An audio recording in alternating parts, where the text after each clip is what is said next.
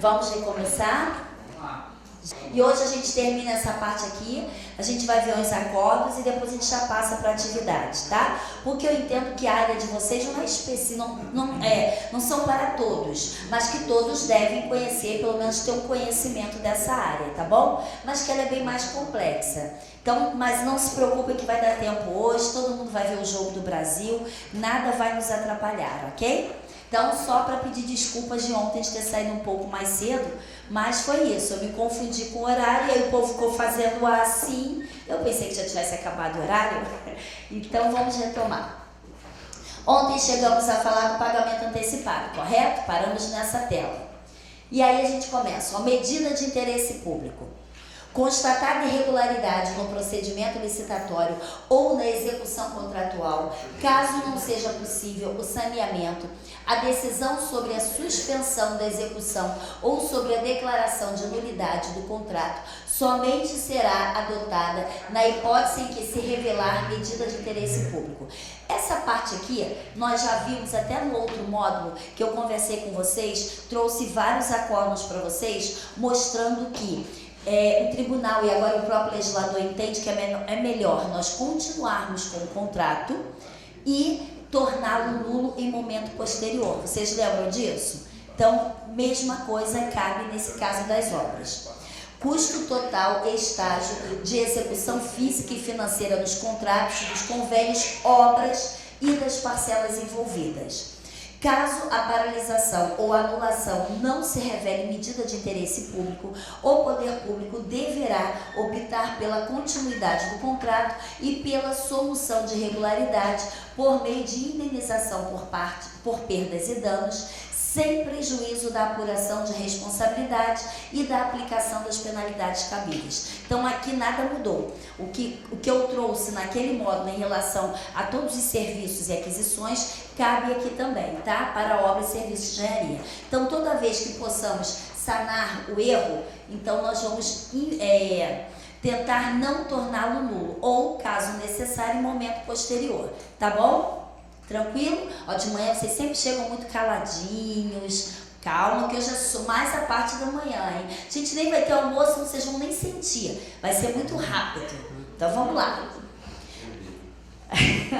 O PNCP deverá oferecer sistema de gestão compartilhada com a Sociedade de Informações, com acesso ao sistema informatizado de acompanhamento de obras, que se refere ao inciso 3, o caput do artigo 19 da lei. Bom, esse aqui é muito importante. Primeiro que o PNCP a gente sabe agora que é o site oficial, né? Todas as publicações das nossas licitações e contratos deverão estar no PNCP. Isso também nós já vimos. A diferença é que aqui ele traz a nova lei, ontem também nós chegamos a falar sobre isso. Ela frisa, ela reforça a necessidade de um sistema informatizado para acompanhamento principalmente dos contratos de obra. Traz para todos, mas para a obra ele enfatiza mais, tá bom? Inclusive o que eu trouxe hoje no estudo de casos para nós olharmos e conversarmos um pouco, traz esse tema também. Criação desse sistema informatizado. E aqui um pouquinho dos acordos do tribunal. Licitação, obras e serviços de engenharia, orçamento estimado pelo SINAP e pelo ciclo. Priorização, Acórdão Novo 2022. O ciclo e o SINAP representam fontes prioritárias para a orçamentação de obras e serviços de engenharia em licitações que prevejam o uso de recursos dos orçamentos da União, devendo restar demonstrada a inviabilidade de sua utilização para que outros sistemas oficiais de custo possam ser adotados como referência. Bom, ontem nós falamos sobre o ciclo e o SINAP. Sabemos que tem aqueles preços atualizados, ou melhor, vou falar atualizados, mas ou seja, todos os preços estão tabelados. Nós temos a obrigação de segui-lo. Esse acordo aqui, deixa eu ver, ainda botei outra parte, vamos lá, deixa eu ver aqui. É o mesmo. O ciclo e o SINAP representam fontes prioritárias, tá? Essa parte, vou começar para cá. Assim, não sendo considerada heredida a irregularidade, mas constatada a não utilização de recursos federais para a execução das obras, o relator propôs e o plenário acolheu no ponto apenas dar ciência ao órgão que a definição do custo global de referência de obras e serviços de engenharia a partir de composições do sistema de obras, que é da EMOB é do Rio, tá? E do sistema de custos de obras no município do Rio de Janeiro, em detrimento das indicadas no sistema da construção civil, que é o SINAP, ou do ciclo, sem a devida justificativa de ordem técnica, caracteriza inobservância do disposto. Bom, aqui é do Tribunal de Contas do Estado do Rio de Janeiro. Por quê? O Estado do Rio de Janeiro, a gente tem a EMOP, no caso tem o outro também que tem o SCO, que é do município, e do Estado a gente tem o EMOP. Só que o federal a gente sabe que é o ciclo e o SINAP. Desculpa, esqueci de tirar o som. E foi utilizado então os do Estado e do município, ao invés de usarem o do federal, tá? E aí, como não teve verba federal, eles não penalizaram e só sugeriram. E aí eu gostei por quê? Porque quando a gente tem um estadual municipal, você vê, se a verba não é federal, aí o órgão utilizou o estadual. E o que não tinha no estadual usou o municipal, porque o órgão era estadual. Você vê, e aí o Tribunal de Contas falou não. Mesmo você tendo o estadual, tem que usar o federal. E aqui só não ocorreu penalização, por quê? Porque não era com verba federal, tá? Então, você vê mesmo... Então, o que isso traz pra gente? Essa leitura mostra que mesmo que eu não tenha verba federal, eu tenho que utilizar o ciclo e o SINAP, tá bom? Mas vocês não têm estadual, não é isso? Vocês já usam direto o ciclo e o SINAP. Alguém falou isso aqui ontem, então menos ruim. É porque esse aqui eu achei bem interessante. Você vê, eu mesma falaria, eu mesma ia pensar em usar o meu estadual por não usar o ciclo e o SINAP. Só que aqui, ó, o próprio Tribunal de Contas do Estado falou, não, é para usar, então, né? Então eu achei esse aqui bem interessante, trouxe para vocês esse. Contrato administrativo, obras e serviços de engenharia.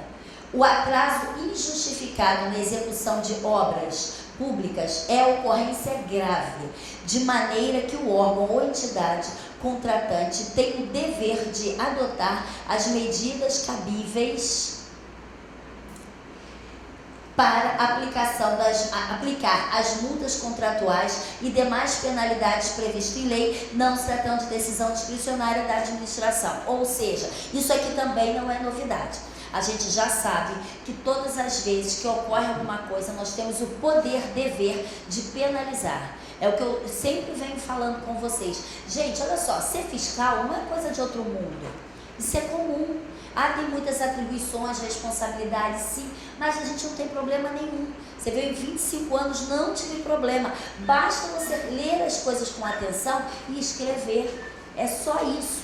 Não se preocupem, não fique, não quero ser fiscal, mesmo porque não podemos recusar. Isso não é ordem ilegal. Mas independente disso, é tranquilo mesmo. Basta você ter atenção. Lógico que a gente fala de não ter muitos contratos, por quê? Porque senão a gente não tem tempo, porque nós também temos a nossa atribuição dentro do órgão. Mas é tranquilo mesmo, é só vocês escreverem, ok? E aqui, por que eu estou falando isso? Isso aqui vai ser o quê? Uma solicitação do fiscal, uma sugestão do fiscal. Aconteceu algo? Faz um relatório, encaminha para o superior, sugere a multa, ou que o próprio gestor que vá sugerir ou escolher, ou sugere uma sanção, e aí o gestor que vai decidir de acordo com usando a dosimetria da pena, ele vai decidir de acordo com o ato, tá bom? Com a infração cometida. Então isso é nossa obrigação, porque quando o órgão tem essa postura de penalizar, a empresa,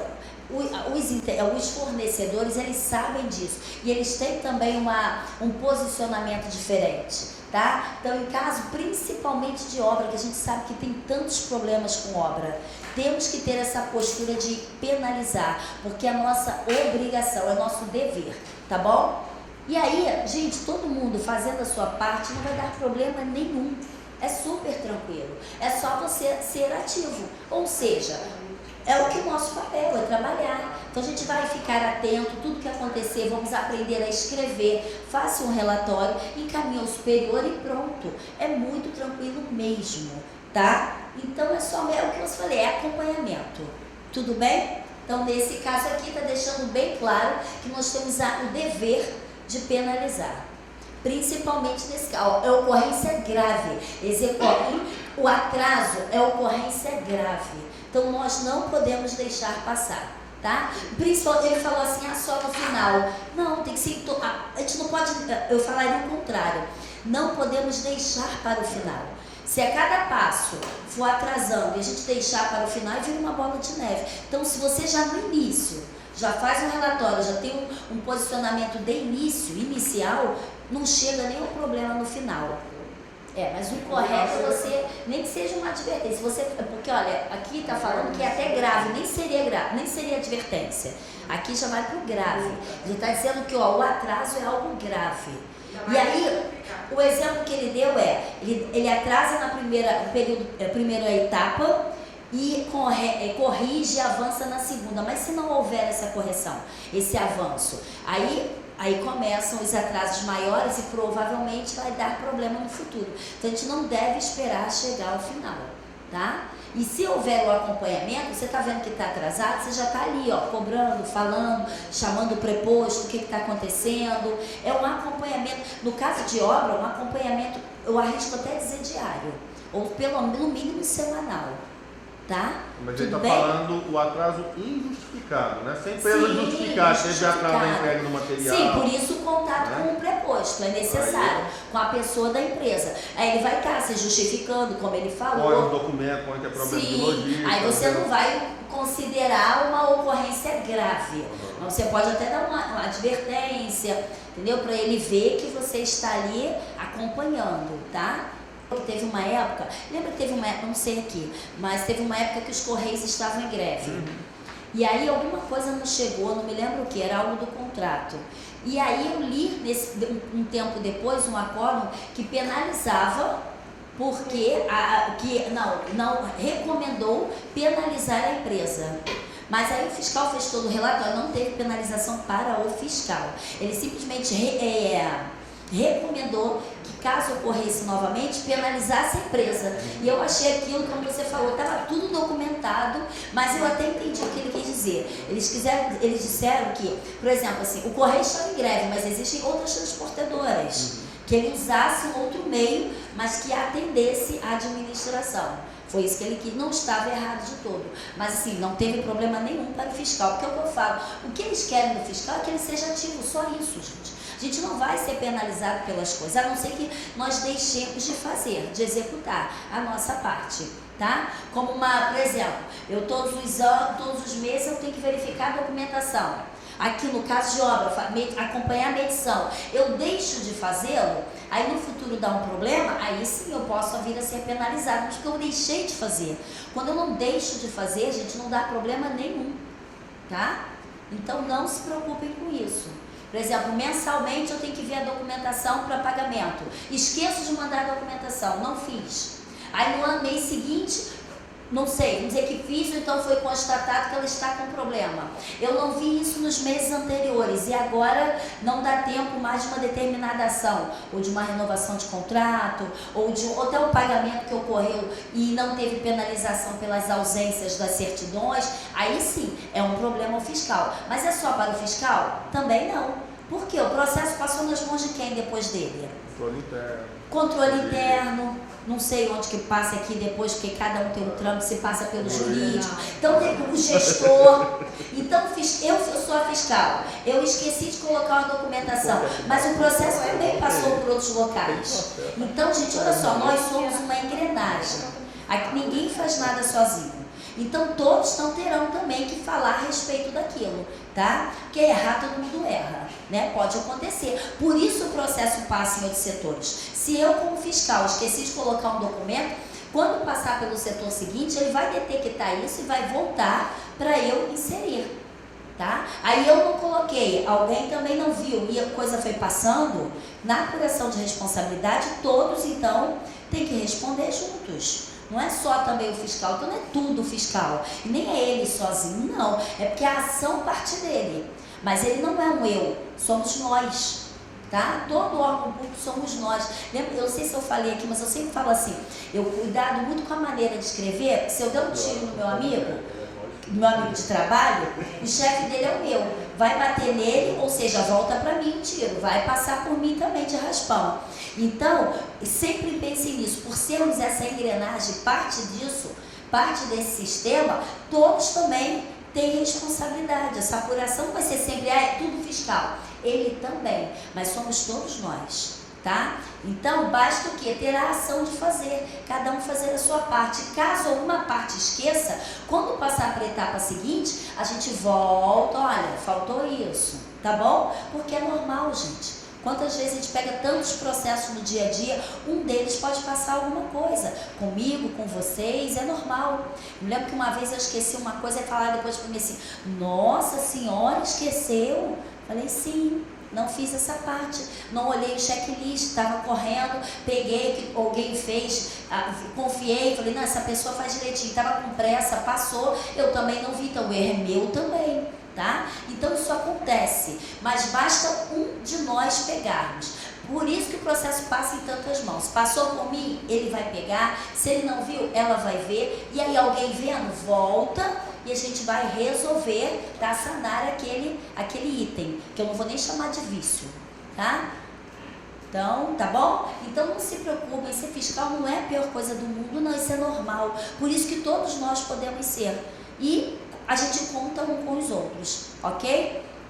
O fiscal, ele não tem o poder de decisão, ele só relata, ele é os olhos, ele vê e relata, tá? Tem locais que o fiscal nem solicita uma penalidade, ele só relata o que aconteceu com o superior, que a decisão é do superior, tá? Então nós só temos mesmo, gente, que acompanhar, é bem tranquilo. O problema da administração pública é que a gente tem que escrever, e as pessoas ou não gostam ou têm medo de escrever. O problema é só esse, é a falta de relatar, tá? Você vê que a todo tempo, o que se fala do fiscal? Ter livro de ocorrência, com obra, o livro de obra, mas isso já é lá na obra, não é com o fiscal, mas ele tem que estar atento, o que está sendo colocado ali, o que está sendo relatado, para quê? Para ele transcrever para o livro dele as ocorrências, o que foi ali que ele vai dar importância, aquilo do dia a dia, tá? Então, o que ele tem que escrever e fazer os relatórios encaminhando sempre os fatos ao superior, porque o superior não está ali no dia a dia acompanhando. Então, o nosso papel é acompanhar e escrever, só isso. É só não deixar de fazer essa parte. Lógico, prestar atenção, como eu falei, separar o documento, encaminhar, mas isso faz parte, é bem tranquilo, ok? Então aqui só, e para o nosso superior multar ou penalizar, ele necessita de nós, que é justamente esse start, esse início, esse relatório que ele precisa receber para saber o que está acontecendo. Se ele não souber, ele não vai multar, tá bom? Agora lembrando, nesse caso aqui o que é grave é o injustificado, mas lembrando, como ele falou, pode ser que ele vá até lá, a empresa justifique sempre por escrito, mas mesmo por escrito, se justificou, relata e encaminha para o seu superior. Ele tem que saber tudo o que está acontecendo naquele local, tá? Vamos lá, agora, 2020, o início de execução de obra pública com base em projeto básico deficiente, que não contempla todos os elementos necessários e suficientes. Bom, nós vimos ontem na descrição que um projeto básico, ele tem que ter o anteprojeto, ele já tem que conter todas as informações, mas de forma simples. Lembre-se disso, lembra? E o básico, ele também tem que conter todas as informações, porém de forma mais detalhada. E aqui ele está falando sobre um projeto básico deficiente, com nível de precisão adequado para bem caracterizar o empreendimento e garantir a exatidão na sua orçamentação. Constitui falha grave que enseja a aplicação de multa aos responsáveis. Gente, se eu fizer um projeto básico deficiente, eu não consigo executar uma obra, tá? A gente precisa que um projeto básico seja detalhado, preciso. E essa palavra preciso, essa palavra assusta. Mas tem que ser preciso, porque caso isso não ocorra, o que vai acontecer? a obra não vai dar certo, o orçamento não vai bater, vai dar prejuízo, inexecução. Nem precisa ser uma precisão exata, mas nível de precisão adequado, o mais preciso possível. Sim, e todas as informações, essa palavrinha que faz todos os elementos. Eu vou fazer, eu tenho que ter todo. Por exemplo, eu não conseguiria fazer, lógico, mas alguém que é da área, com certeza. Então tem que ir lá, ter todas as informações. Então você vê, o erro começa onde? Lá no planejamento. Então não é na licitação, não é na obra. Por isso que a lei está dando tanta importância ao planejamento. Tudo isso aqui é decidido lá no planejamento, tá? Deixa eu ver se eu coloquei mais coisa. Não, coloquei não, só botei essa parte mesmo, tá? Mas o que vocês quiserem olhar na íntegra, pega aqui o acórdão que vocês conseguem ver lá na internet, ok? Vou passar. Posso? Tudo bem?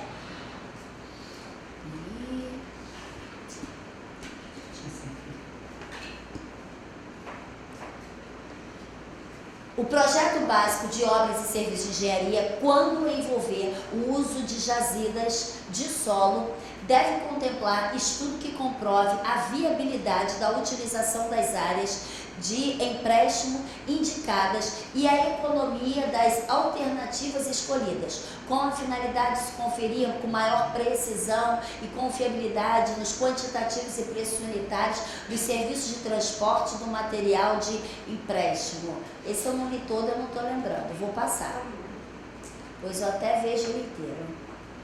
Para fins de habilitação técnico-operacional em certames, visando a contratação de obras e serviços de engenharia, devem ser exigidos atestados emitidos em nome da licitante, podendo ser solicitadas certidões de acervo técnico ou anotações de registro de responsabilidade técnica emitidas pelo Conselho de Fiscalização Profissional competente em nome dos profissionais, isso aqui é importante, vinculados ao referido atestado, como forma de conferir a autenticidade e veracidade às informações constantes dos documentos emitidos em nome da licitante. Bom, a gente pede nos nossos editais que ele seja visando contratação, deve ser atestados aqui. Os atestados têm que estar em nome da empresa, mas só que, e a arte, gente? A arte vai estar em nome da empresa? Do profissional. Então, cuidado com isso. Às vezes, quem está elaborando o atestado não tem muito esse conhecimento e acaba pedindo o contrário, pedindo que ele esteja em nome da empresa com a arte. Então, é só para a gente tomar um pouquinho de cuidado, porque quem executa é o profissional. E aquele atestado, ele leva com ele. Basta nós termos um vínculo da empresa com o profissional. Como é que pode ser esse vínculo? Carteira de trabalho, mas que nem todos têm carteira de trabalho, um contrato, tá? Um contrato e um compromisso. Eu acho que é Pode ser o válido. próprio poder. Um compromisso, porque você já Se eu pensou? ganhar a licitação, eu vou Exatamente. Ó, às vezes o Pedro me liga, Monique, você tem atestado disso? Aí eu tenho, aí eu mando pra ele. E aí a gente faz um compromisso. Por quê? Ele não vai me contratar agora, ele vai me contratar se ele ganhar a licitação. Tá? Então isso é perfeitamente normal. Ele vai utilizar o meu atestado lá, mas quem vai executar sou eu quando ele ganhar a licitação. Que ele não pode usar o meu atestado e chamar outro profissional depois, tá bom? Então tem que ter esse vínculo. Bom, lá a lei trouxe que compatível com o objeto entende-se que é até 50% do seu objeto. Então, que for 50%. E o que é maior relevância? A lei também trouxe. Ela colocou que seja até um valor de 4% do seu estimado. Então, aquele ali, esse item já é acima de 4%, você pode exigir que aquela é a sua parcela de maior relevância. E aí, os atestados têm que vir no mínimo 50% do seu objeto. Só ver se eu entendi. Eu quero uma construção de 1.000 metros quadrados, então eu peço um atestado de até 500. Não, você vai pedir compatível. Você vai pedir a lei que antes o tribunal já tinha esse entendimento. Que a 866 traz assim, compatível com objeto. Só falava isso. E aí o entendimento do tribunal é que esse compatível no caso, são 50% do seu Mas objeto. aí eu não... Agora está escrito Então, na eu tenho lei. que dizer isso nos meus editais da 1436. Se você quiser, mas não precisa. A lei já está falando. Você pode até citar o artigo. Tá? Que antes era entendimento, aí tinha esse problema. Então, 1.000 até 500 metros, com as parcelas de maior relevância, aquelas no valor de até 4%. Isso. No caso, a lei só determina para operacional. No caso de profissional, não pode pedir esses... Não, só para a empresa. Tá? Só para a empresa, o que ela Então, executou. no caso do edital, vai ter que estar especificado. No caso da obra de 1.000 metros quadrados, de 1.000 metros de piso, eu posso pedir até 500. Então, eu posso chegar à especificação de um atestado de pelo menos 400 metros quadrados de piso. Não, 400 não, compatível. Você vai colocar compatível com o objeto. Seus atestados serão compatíveis com o objeto. Você pode até citar. Então, está dentro do advertência. Compatível, e o que eu quero saber, compatível é o quê? Você executou uma escola. Compatível é o atestado dele. Sim, isso. Você executou uma escola. Eu considero uma obra compatível com a que nós executamos aqui, que é uma promotoria. Entendeu? Então, essa é a compatibilidade. A compatibilidade você vai ver com a quantidade, você vai ver com a especificidade do serviço. Então, no caso, a obra dele da escola teria que ter uns 1.000 metros quadrados também, ou tipo, no caso até 500 metros quadrados da escola. Então, eu não posso especificar o item. No caso do exemplo, o piso de granito. Sim, Ó, o atestado. de maior relevância. Não, a gente está falando de dois assuntos distintos. A gente está falando de compatível, estou falando de atestado. A parcela de maior relevância é o que você vai dizer o que é mais importante, no que você vai dar ênfase no seu serviço. Vamos primeiro pelos 4%, a maior relevância. Vou reformar essa sala e eu considero que aqui a maior relevância será o piso. E aí quer dizer que todo o atestado que for apresentado tem que falar sobre o piso e tem que estar compatível com o meu objeto. Então, primeiro, os 4% é para eu determinar o que é compatível. Isso, o que é o relevante, desculpa. Depois que eu determino o que é relevante, o atestado apresentado tem que estar compatível com aquele item que eu, na verdade com tudo, mas principalmente ele tem que citar aquele item que eu falei que é relevante. Entendeu? Então, eu poderia pedir até 50% da minha quantidade de piso que ele comprova ter executado. Que ele já executou.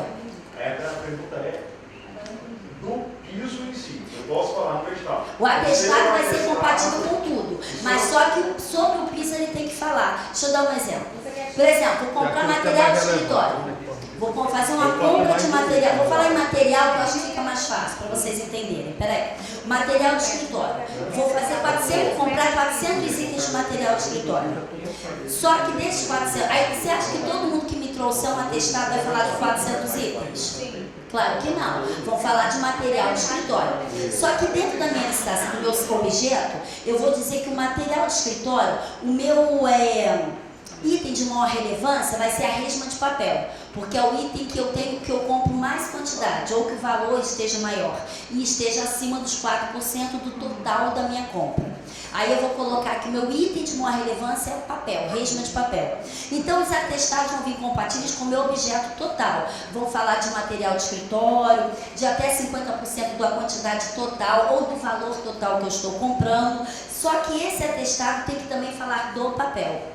Ele não precisa falar de todos os itens, mas tem que estar principalmente também falando do papel e compatível com o papel. Se eu posso exigir o quanto de papel? Se eu vou comprar 1.000 resmas, eu posso exigir no edital que ele tenha já entregue 500. Você não vai falar que você não vai nem ter tempo, você bota percentual, compatível com o objeto ou até 50%, conforme o item tal da legislação. Mas pode sim.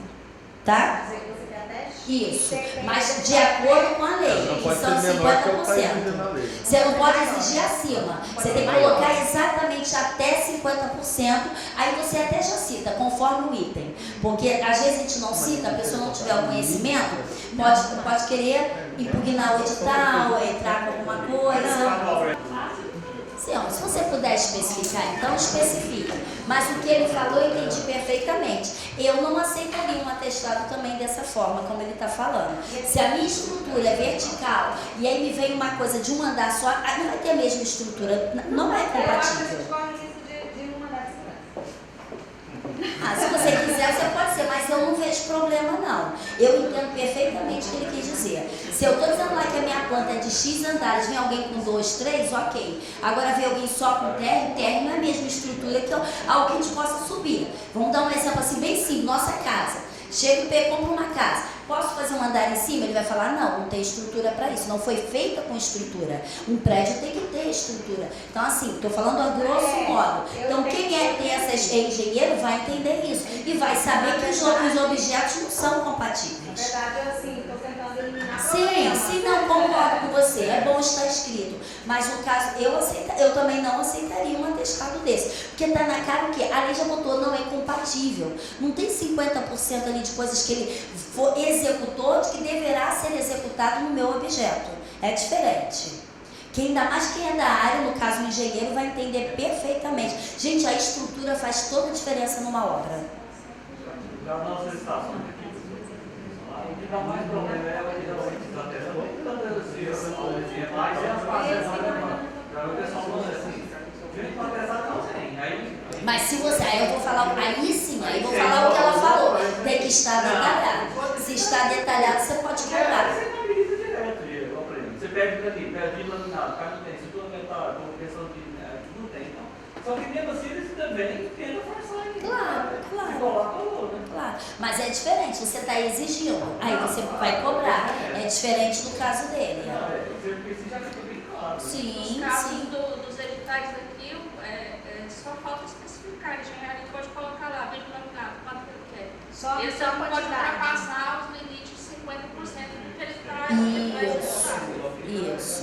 Aí coloca lá 40%, 30%, vai Até isso, até 50, mínimo de 50. Mínimo de falta 50. só de tem que acertar Tá? Vamos lá, gente. Relatório de fiscalização de obras. Falei sobre isso ontem com vocês. Observatório Social de Palmas, Tocantins, por meio de seus voluntários, realizou no segundo semestre de 2018 uma análise situacional das obras do município de Palmas, que são oriundas de convênios com a União, em que os repasses são feitos pela Caixa Econômica Federal. Peguei esse justamente por vocês, para vocês olharem aqui de vocês. Aí deixei aqui o link aqui, se vocês quiserem olhar, tá? O relatório diário de obra pode ser uma exigência expressa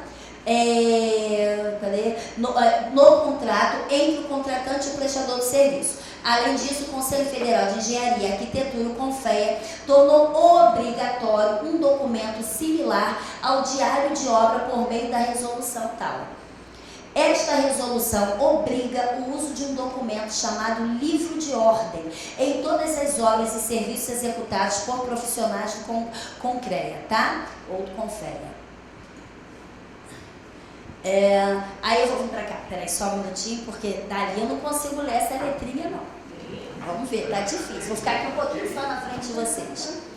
Levantamento de necessidades. Esse aqui é o do documento que tem que estar nesse relatório aqui, tá? Aqui o do Observatório de Palmas, tá?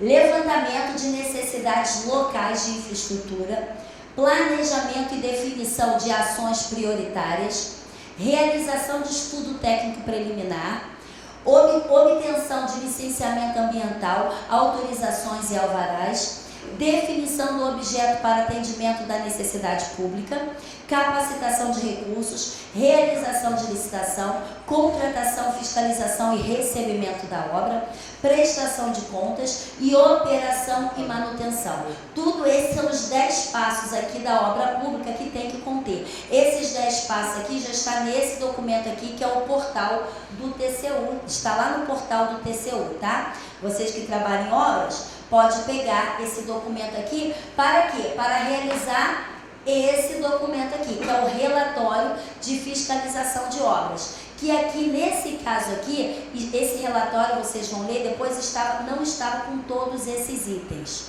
E foi cobrado, tá? E aí aqui, eu não adentrei aqui nesse todo esse relatório, que ele é bem extenso, mas eu peguei aqui, se vocês quiserem dar uma olhada, já que é o local de vocês, tá bom? Vocês são daqui, para vocês tomarem como base. E aí eu peguei essa parte aqui do TCU, que traz esses 10 passos, essas exigências que tem que constar naquele relatório. Então é a cartilha de obras públicas do TCU. Recomendações básicas para a contratação e fiscalização de obras de edificações públicas. É uma publicação do Tribunal de Contas da União que se destina a oferecer orientações aos órgãos e entidades da administração pública quanto aos procedimentos a serem adotados na execução de obras, desde a licitação até a construção, passando pela elaboração de projetos e pela respectiva fiscalização. Então, deixei aqui também o caminho para vocês, tá? O material já está aí com vocês, vocês devem recebê-lo eletronicamente, que aí vocês fica mais fácil para vocês terem esse caminho. Quem trabalha com essa parte de obras é bom pegar. Para o restante não, vocês estão mais para ter, né, um conhecimento, ter uma noção dessa parte, mas para ele vai ser mais interessante. Tá? Então aqui eu terminei essa parte. Tranquilo, gente? Vamos olhar os acórdons agora. Fazer o seguinte, vocês querem levantar um pouquinho para ir ao banheiro, tomar um café rapidinho, mas é 5 minutinhos, só para eu pegar aqui meu HD e colocar ali. Pode ser?